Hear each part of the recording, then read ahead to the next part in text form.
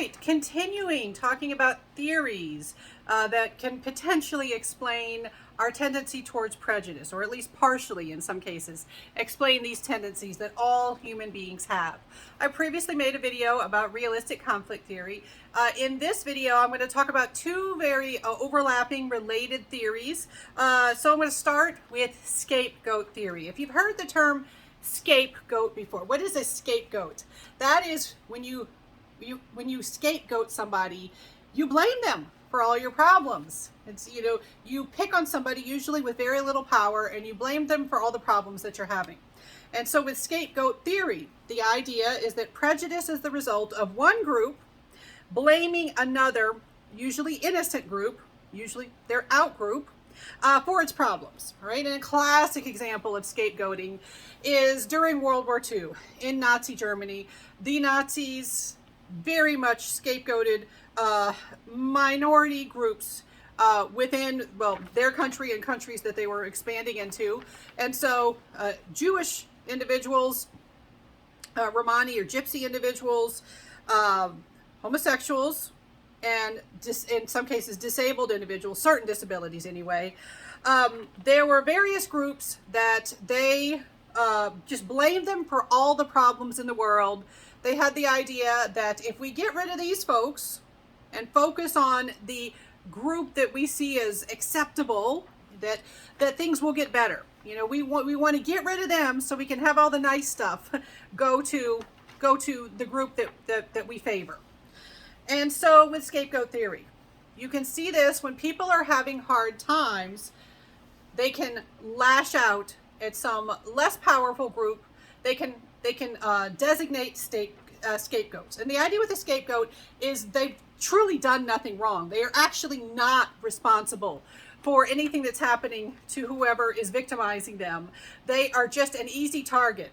It's not comfortable to say, well, sometimes things go badly in the world. It's like we like to blame somebody. We like to get mad at somebody. We like to direct our anger. And it's like, all right, so you powerless out group, I'm going to direct things at you. I feel better because now I have someone to blame and sometimes someone to punish.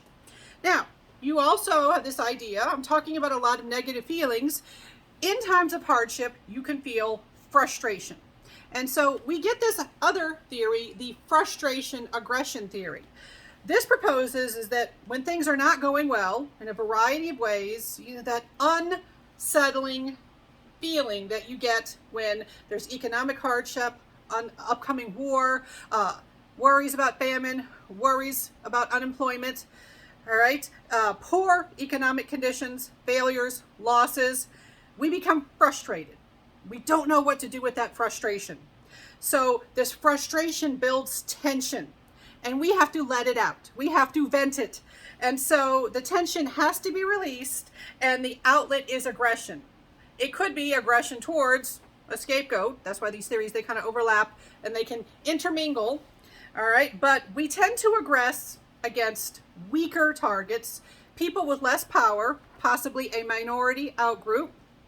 And the idea is it's easier to do this. It's easier to justify this if you can convince yourself that this group that you're aggressing against, that you can tie them to the problem in some way, that you can perhaps scapegoat them.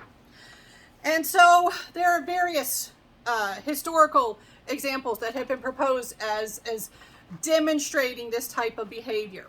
In one study, 2010 study, looking at citizens of Poland and Ukraine.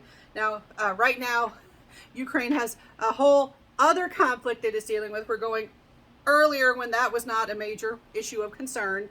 And what they found when they look at prejudice towards Jewish individuals in those countries, all right, and that is a minority group, and it's to the people they're interviewing, it's an out group, right, that they had higher discrimination against Jewish people when there was economic deprivation, all right? So they were having economic hardships, economic downturn, hard times during the time that they had data collection for this study.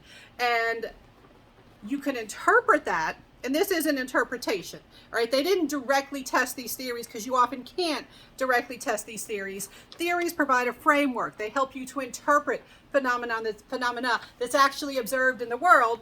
They observe this. You can interpret it through these theories as they are feeling frustrated from the economic downturn. They are feeling unease. How do they deal with their unease? They direct it towards the scapegoat, which is the Jewish citizens of their country. All right, other examples. Let's go back further. Let's go back to the United States after the Civil War. All right, you might have heard that the Civil War, it wasn't just like, okay, snap, Civil War is over, everything's good now. Things changed gradually. There was a time of great uncertainty after the war itself did a lot to the country, the recovery, the change, the transition, all right?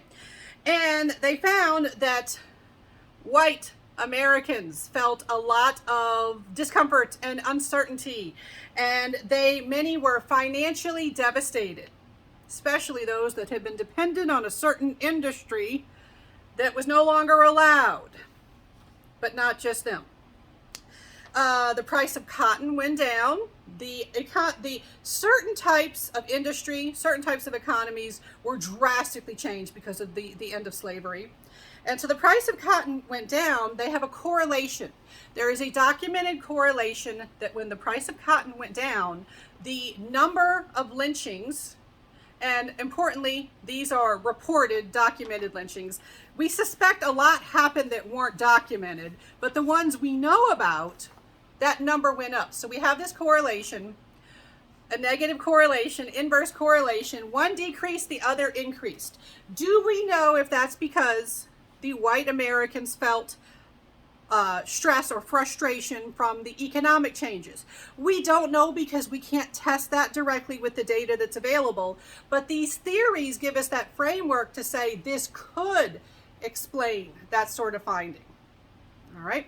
There are other examples. I'm sure if you try to apply this, you can think of other examples where people engaged in stereotypes or prejudice or discrimination because they themselves were feeling frustrated. They were feeling anxious. They were feeling uncertain about their own future, and they targeted hatred or unfair treatment towards some less powerful group in their country, their community. All right, see if you can think of those examples. They are out there.